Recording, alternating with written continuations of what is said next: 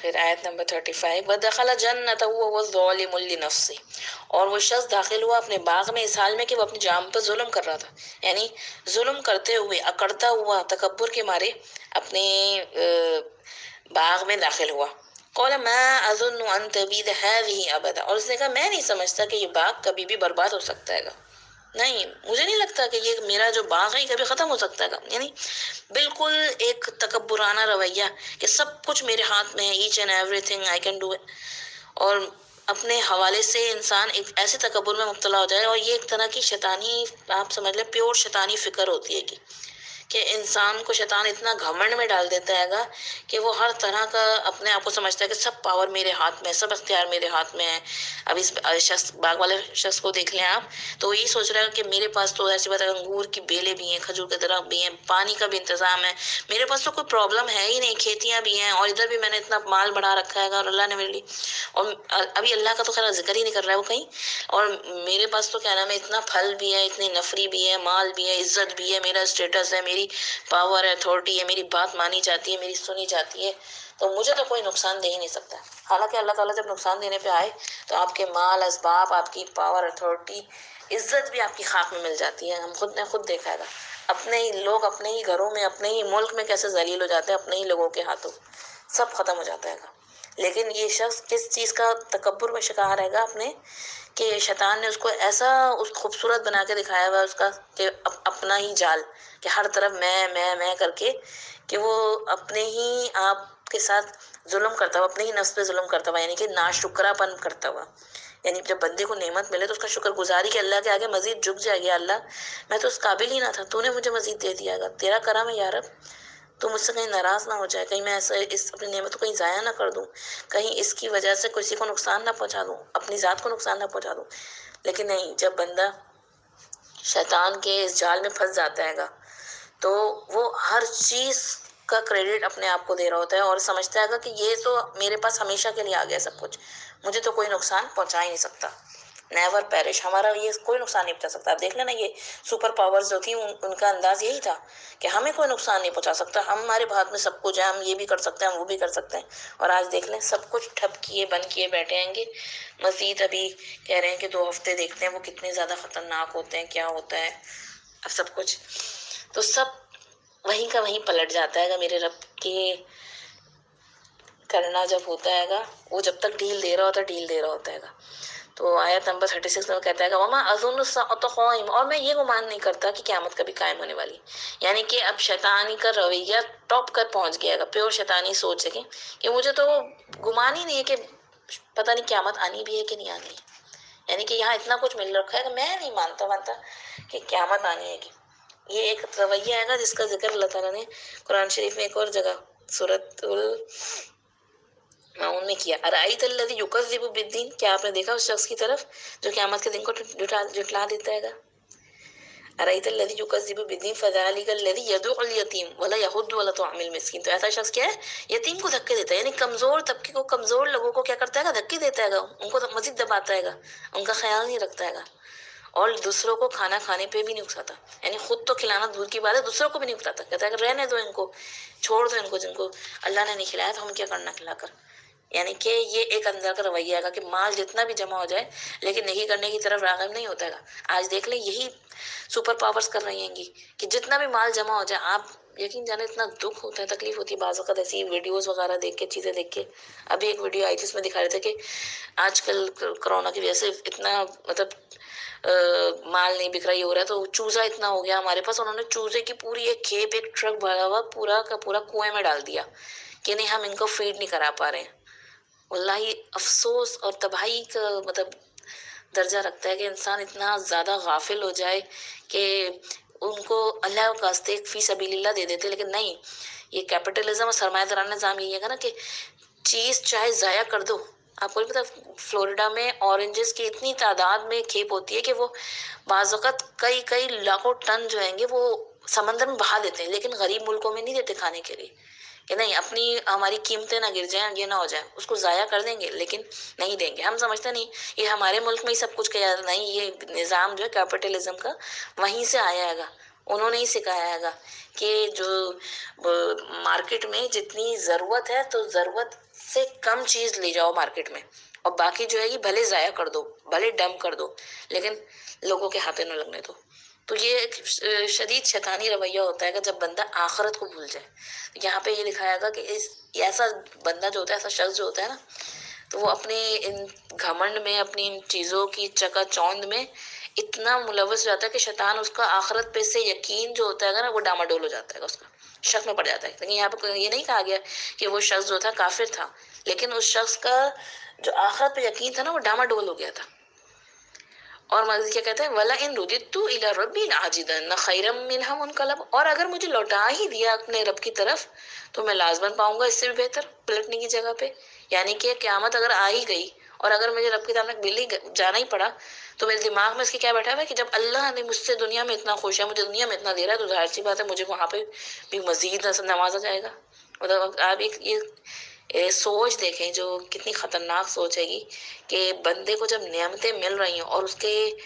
تکبر، اس کا گھمنڈ اور وہ اتنا سرکشی میں آ جائے کہ وہ سمجھتا ہے کہ یہ نعمتیں مجھے مل رہی ہیں تو میرا رب مجھ سے خوش ہے، اور وہ سمجھتا ہے کہ اب میرا رب مجھ سے یہاں پہ خوش ہے، اتنا دے رہا ہے، تو وہاں پہ تو مجھے وہاں پہ بھی دے گا۔ مطلب بندے کے گناہ اور اس کی جو برے ایٹیٹیوڈ ہے وہ اتنے اس کی آنکھوں سے چھپ جاتے ہیں گے، اتنا پردہ پڑ جاتا ہے گا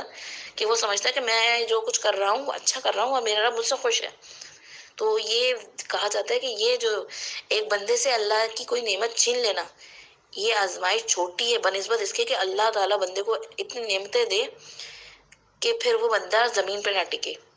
وہ ہوا میں اڑنے لگ جائے، وہ ڈاؤن ٹو ارتھ ہی نہ جائے، وہ اللہ کے آگے جھکنے کو ہی تیار نہ ہو، ایون کہ آخرت کے مقابلے میں بھی اس کے ایسا شکی ہو جائے کہ جب مجھے دنیا میں اتنا مل رہا ہے تو ظاہر سی بات ہے اللہ نے میرے لیے وہاں پہ ضرور رکھا ہوگا۔ تو ایسی کیفیت سے پناہ مانگنی چاہیے۔ نبی کریم صلی اللہ علیہ وسلم تو اپنے لیے مسکینی کی زندگی کی دعا مانگا کرتے تھے کہ اللہ تعالیٰ ایسا نہ ہو کہ مجھ پہ نعمتوں کی اتنی بارش ہو جائے، نعمتیں اتنی مل جائیں کہ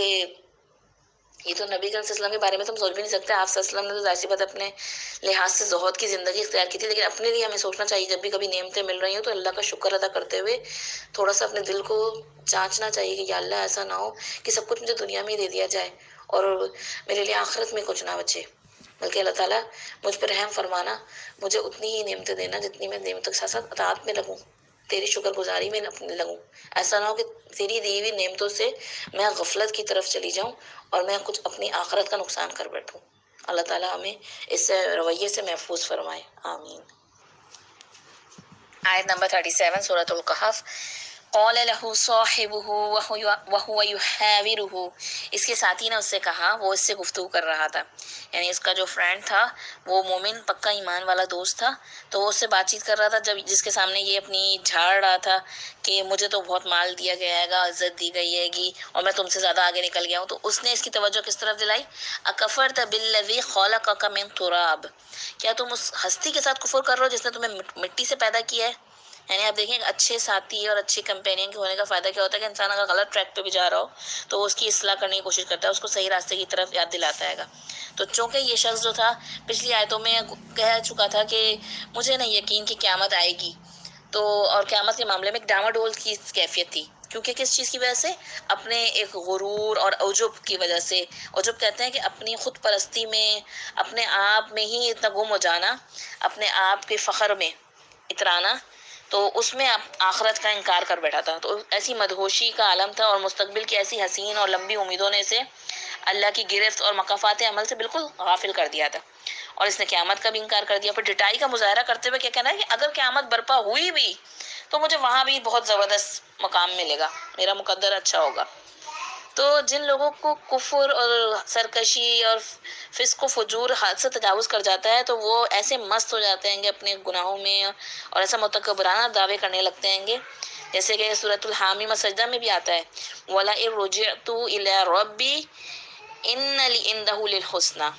آیت نمبر 50 میں آتا ہے اگر مجھے رب کی طرف لوٹایا گیا تو وہاں بھی میرے لیے اچھائیاں ہوں گی۔ اسی طرح سورۃ المریم میں آیت نمبر 77 میں آتا ہے،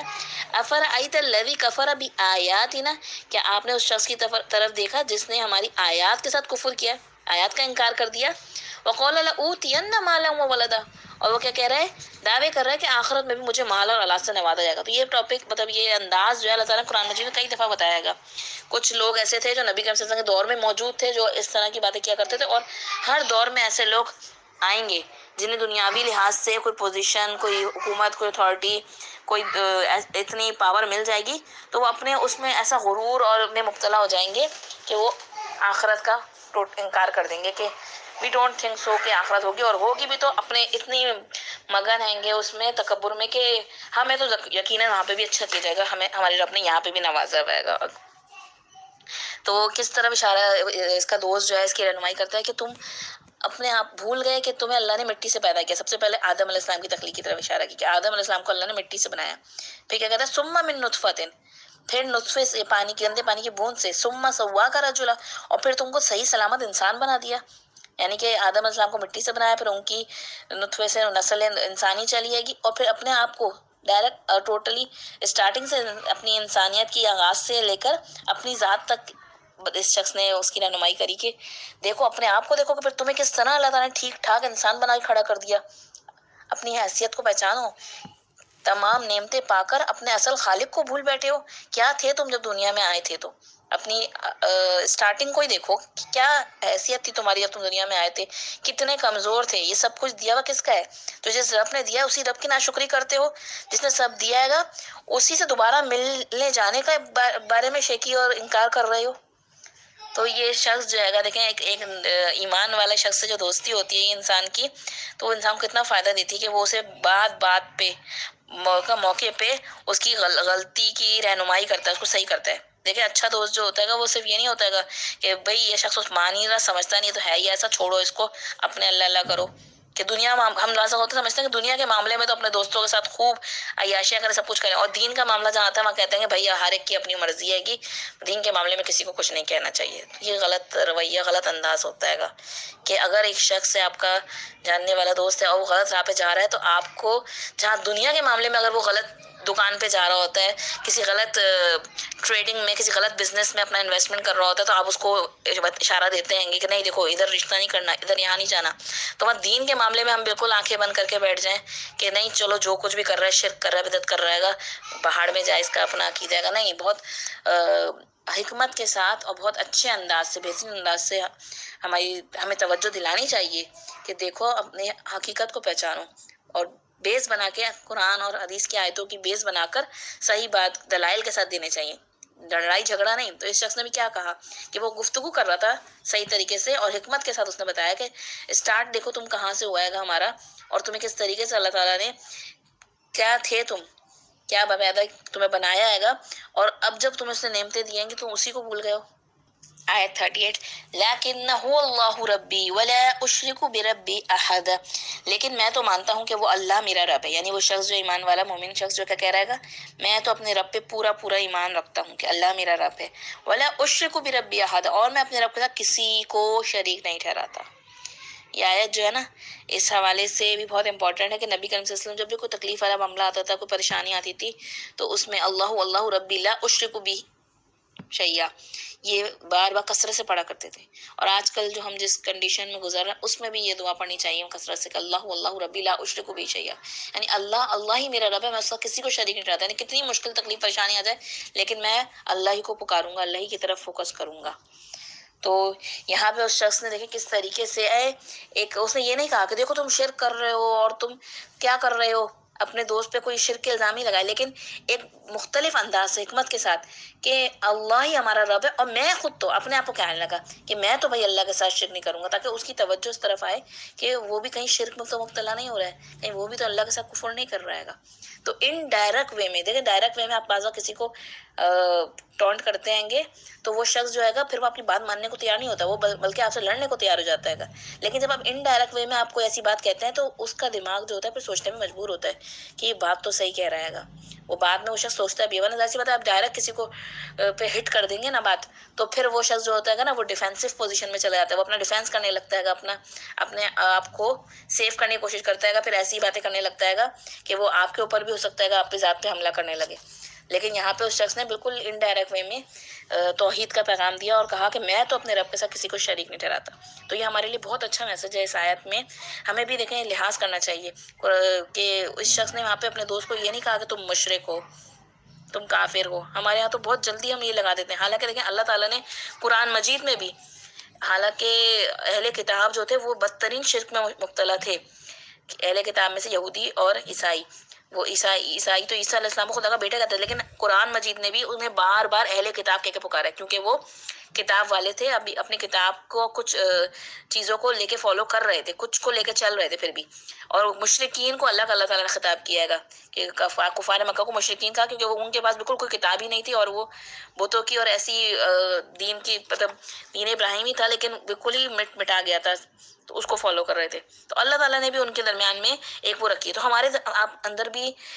تحمل ہونا چاہیے کہ اگر ہم اپنے کسی مسلمان بھائی کو شرک میں مبتلا دیکھتے بھی ہیں، کوئی ایسا کام کرتا دیکھتے بھی ہیں، تو یہ نہیں کہ اس پہ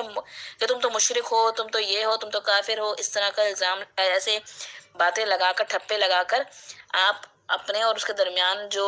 تبلیغ کا راستہ ہے یا جو بات پہنچانے کا راستہ ہے وہ ختم کر دیتے، بند کر دیتے ہیں. بلکہ کسی کے سامنے بھی آپ کسی دوسرے کو بھی، ویسے ہی تو نبی کریم صلی اللہ علیہ وسلم نے ہمیں اس چیز سے روکا ہے گا. کسی مسلمان نے کسی دوسرے مسلمان کو اگر کافر کہا تو وہ ان دونوں میں سے ایک کافر ہو جاتا ہے. یعنی اگر وہ شخص کافر نہیں ہے تو آپ کافر ہو جائیں گے اللہ کی نظر میں.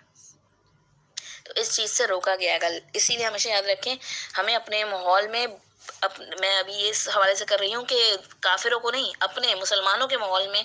اس طرح کے عقیدے کفر و شرک والے نظر آئیں گے، لیکن ہم نے کبھی بھی ان کو لیبل اس طرح نہیں دینا ہے گا. بہت حکمت کے ساتھ انداز سے دین کی طرف ان کو راغب کرنا ہے گا. اور اپنے حوالے سے بھی ہمیشہ یاد رکھے، کوئی کتنی ہی تکلیف پریشانی آ جائے، بڑھتی ہی چلی جاتی ہے. یہ نہیں کہ اب لاؤ کوئی اور سا